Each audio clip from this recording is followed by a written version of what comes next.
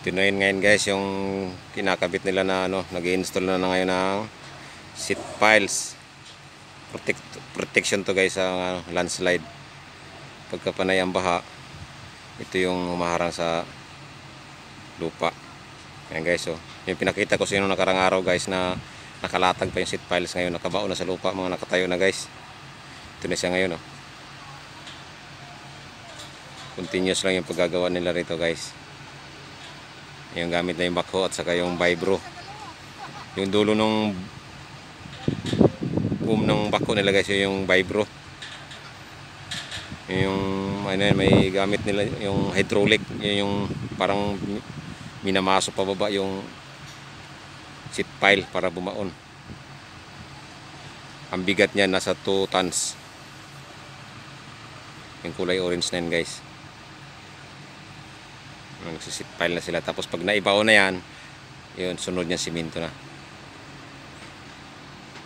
Dito yun, sa malaking ilog to guys, sa bakanting kalupaan.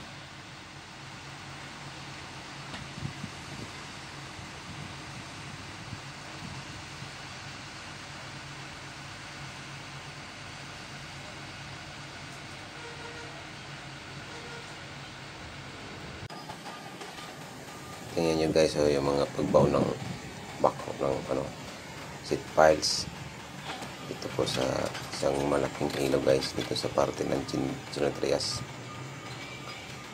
Yan po yung seat piles kayo, mga katayo na bakal. Yan po yung binabaon ng backhoe excavator. Ang delikado lang nito kasi guys, pagka biglang umulan, delikado yung buhay ng backhoe operator at saka yung mga spotter nya sa mismong talaga gitna ng ilog. Kaya buwis buhay talaga sila guys. Kaya doble ingat lang sa mga taong gumagawa rito guys.